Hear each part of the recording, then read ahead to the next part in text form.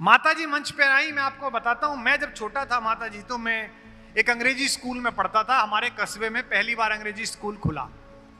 अंग्रेजी स्कूल मतलब good morning madam, good evening madam, है ना। घर पे आके बच्चा शटअप बोलने लगे तो अंग्रेजी स्कूल में पढ़ रहा है।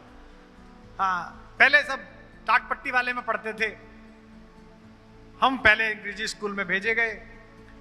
तो उन दिनों रबड़ जो आती थी वो नटराज की आती थी, लेकिन एक नई रबड़ आई थी जो प्लास्टिक के छोटे छोटे पशु पक्षियों के बीच में रख के आती थी। देखी होगी शायद कुछ लोगों ने, गैंडे के बीच में, हाथी के बीच में, जिराफ के बीच में। मेरे को वो रबड़ बड़ी पसंद थी, तो मैंने अपनी माँ से कहा कि दूसरी क्लास में था मैं, कि मुझे रबड़ दिला दो।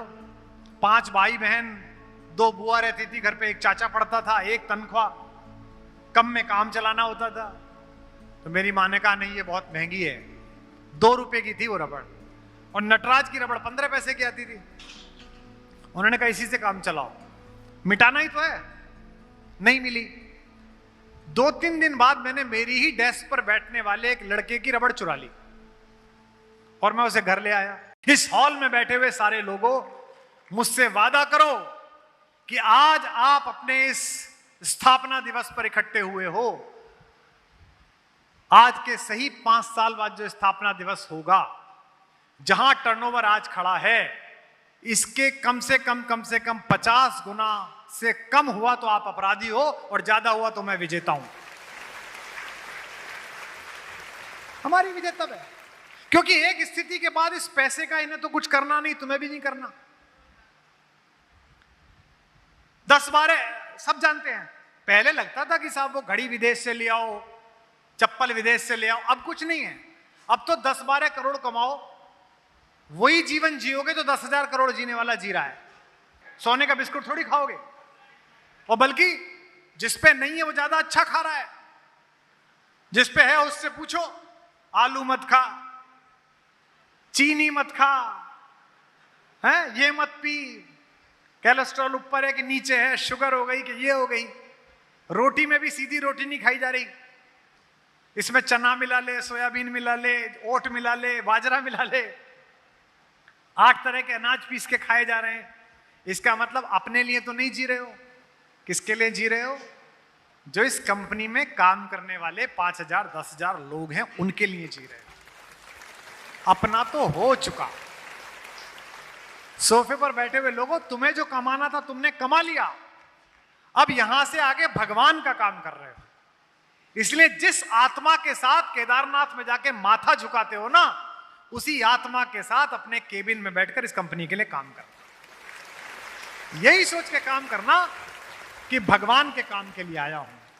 यह देश सरकारों से नहीं बना, यह देश नेताओं और पार्टियों से नहीं बना, यह देश मेरे और आपके जैसे लोगों ने बनाया। इसे मैं कहता हूं एकात्म पराक्रम। हमने अकेले ने पराक्रम किया। कोई मराठी के प्रोफेसर का लड़का बल्लेबाज बन गया, कोई ओमान के पेट्रोल पंप पर पेट्रोल भरने वाला एक गुजराती आया, वो धीरूभाई अंबानी बन गया। कोई बड़नगर स्टेशन पे अपने बाप की चाय के कप पकड़ाने वाला लड़का देश का प्रधानमंत्री बन गया। कोई मठ में सुबह दोपहर शाम गोरख मंदिर में पूजा करने वाला एक योगी प्रदेश का मुख्यमंत्री बन गया। संघ की शाखा लगाने वाला एक प्रचारक आपके हरियाणा का मुख्यमंत्री बन गया। एक सामान्य अध्यापक का 5वां बच्चा कवि कुमार विश्वास बन गया। ये सब सरकारों की योजनाओं के काम नहीं थे, अकेले एक आदमी ने मेहनत की। उन्होंने नोएडा में खड़ा कर दिया, उन्होंने गुड़गांव में खड़ा कर दिया। पूरा भारत पड़ा हुआ है। देश के सारे सी कैटेगरी के शहर ए होना चाह रहे हैं।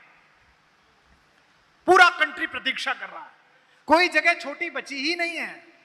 हर शहर में नेटफ्लिक्स है, हर शहर में बड़ी गाड़ियां हैं, हर शहर में 5G पहुंच गया है, हर शहर में इनके साथ जो व्यसन होते हैं वो भी पहुंच गए हैं, और लोगों की घर में रहने की जो शौक है वो बढ़ गया।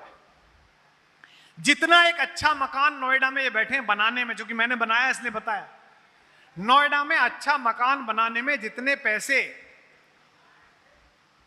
एक रायचंद लेता है, रायचंद, जानते हो रायचंद? आर्किटेक्ट, वो रायचंद है। वो बताता है कि इधर से ऐसा होना चाहिए, इधर से ऐसा होना चाहिए। उसका अपना एक्सीलेंस है, उसकी अपनी कारीगरी है, वो एकदम सही बताता है। खुद में कभी नहीं बनाना चाहिए, उसी के काम से बनाना चाहिए। क्योंकि पहले तो आदमी ऐसे ही बना लेता था, इधर बाथरूम निकाल दे, खराब बनता था घर। जितने पैसे एक बनाने की राय देने वाला आर्किटेक्ट लेता है, उतने में आज से 10 साल पहले पूरा मकान बनता था। अगर आपको अच्छा घर बनाना है 10-20 हजार स्क्वायर फीट का, तो उसमें जितने पैसे आर्किटेक्ट आपसे लीगल ले लेता है, वेंडर से ना भी ले तो भी उतने पैसे में घर बन जाता था। यानी कि लोगों की अफोर्डेबिलिटी बढ़ गई है। लोग तेजी से लोअर मिडिल क्लास से मिडिल क्लास में आ रहे हैं, और मिडिल क्लास से अपर क्लास में आ रहे हैं, अपर से हायर अपर क्लास में जा रहे हैं, और हायर अपर क्लास में फिर लोन लेके विदेश भाग रहे हैं। ये पूरा सिस्टम है।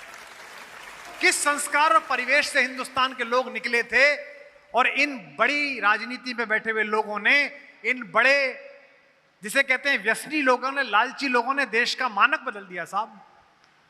गांव में बूढ़ा मरता था, गरीब बूढ़ा 80 साल की उम्र में, बड़े बेटे को कान के पास बुला के फुसफुसाते हुए कहता था, 15 रुपए महेंद्र के भैया उसके दे दियो। बोलता था 30 रुपए बागपत वाले फूफा जी के उनके दे देना। फल वो ये चाहता था कि किसी का एक पैसा लेकर मैं मर ना जाऊं। मुझे कहते हुए इस बात पर रोमांच हो रहा है, मैं भावुक हो रहा हूं। हम इस संस्कृति से चले थे जहां मरने वाला बूढ़ा भी, बुढ़िया भी कह के जाती थी, बुढ़िया कह के जाती थी बहुओं से कि लाली तेरी मौसी की जो बहू है उससे मैंने एक बार साड़ी ले ली थी, वो मेरे साथ चली आई थी, उसकी साड़ी वापस कर दी हो। ये हमने संस्कार बनाया था। और आज जो जितना ज्यादा पैसा मार ले सरकार का, वो उतना ज्यादा महान, वो उतना ज्यादा अच्छा। तो ये जो वायरस है, चरित्र का वायरस, ये जो नुकसान करेगा, ये कोरोना भी नहीं कर सकता। क्यों? क्योंकि कोरोना तो शरीर को ही मारता था, ये तो आत्मा को मार देता है। ये जो लालच आया है कि जो तिरंगा लेकर चले थे वो दारू की बोतल लेकर मिले, ये क्यों आया है? सोचो आप, इसमें ऐसा क्यों आया होगा? मैं तो बचपन से साथ हूं, क्योंकि बचपन में इनको ईमानदार बनाने में, इनकी परवरिश में कोई कमी रह गई होगी। माता जी मंच पे आई, मैं आपको बताता हूं, मैं जब छोटा था माता जी, तो मैं एक अंग्रेजी स्कूल में पढ़ता था। हमारे कस्बे में पहली बार अंग्रेजी स्कूल खुला। अंग्रेजी स्कूल मतलब good morning madam, good evening madam, है ना। घर पे आके बच्चा शटअप बोलने लगे तो अंग्रेजी स्कूल में पढ़ रहा है। हाँ, पहले सब टाट पट्टी वाले में पढ़ते थे, हम पहले अंग्रेजी स्कूल में भेजे गए। तो उन दिनों रबड़ जो आती थी वो नटराज की आती थी, लेकिन एक नई रबड़ आई थी जो प्लास्टिक के छोटे छोटे पशु पक्षियों के बीच में रख के आती थी। देखी होगी शायद कुछ लोगों ने, गैंडे के बीच में, हाथी के बीच में, जिराफ के बीच में। मेरे को वो रबड़ बड़ी पसंद थी, तो मैंने अपनी माँ से कहा कि दूसरी क्लास में था मैं, कि मुझे रबड़ दिला दो। 5 भाई बहन, 2 बुआ रहती थी घर पे, एक चाचा पढ़ता था, एक तनख्वाह, कम में काम चलाना होता था। तो मेरी माँ ने कहा नहीं, ये बहुत महंगी है। 2 रुपए की थी वो रबड़, और नटराज की रबड़ 15 पैसे की आती थी। उन्होंने कहा इसी से काम चलाओ, मिटाना ही तो है। नहीं मिली। 2-3 दिन बाद मैंने मेरी ही डेस्क पर बैठने वाले एक लड़के की रबड़ चुरा ली, और मैं उसे घर ले आया। शाम को होमवर्क के लिए बैठा तो रबड़ दिखाई दी, हाथी के बीच में रबड़। तो मेरी माँ ने मुझसे पूछा ये क्या है? तो जब आप चोरी करते हैं तो फिर बहाना ढूंढते हैं, एक अपराध करिए तो दूसरा फिर करिए। मैंने कहा वो लॉन में पड़ी हुई थी, मैंने कई बच्चों से पूछी, किसी की थी नहीं तो मैं ले आया। वो चुप हो गई। रात को जब मैं उनके पास सोने गया, मैं उन्हीं के पास सोता था, सबसे छोटा था, लाडला था। तो उन्होंने मुझसे कहा उठाओ अपना सामान, बड़े वाले भाई के कमरे में जाके सो। मैं रुआंसा हो गया, छोटा बच्चा 7-8 साल का, 6 साल का रहूंगा। मैंने कहा क्यों? उन्होंने कहा वो जो रबड़ जिसकी लेके आया है ना, कल उसकी रबड़ वापस दे आना, फिर मेरे पास आके सोना। अगले दिन मैं गया, वो बच्चा जहां बैठा हुआ था, मैंने वहां रबड़ गिरा दी, और मैंने उससे कहा कि अरे अंकुर तेरी रबड़ गिर गई। उसने कहा, अरे मैं तो कल से ही ढूंढ रहा था इसे। तब मैं वहां वापस सो पाया। अगर उस दिन उस रबड़ को मेरी मां ने कहा होता कि बहुत अच्छा, अब इसे स्कूल मत ले जाना, पता ना चले किसकी है, तो मैं भी वहीं विश्राम कर रहा होता जहां मेरे साथ बचपन में पढ़ा हुआ एक आदमी विश्राम कर रहा है, कृष्ण जन्म स्थान में। मैं भी वहीं आराम। पर मुझे 1.5 साल उस सरकार को चलाते समय भी पता था कि मैं इसका मालिक नहीं हूं, मैं इसका कस्टोडियन हूं।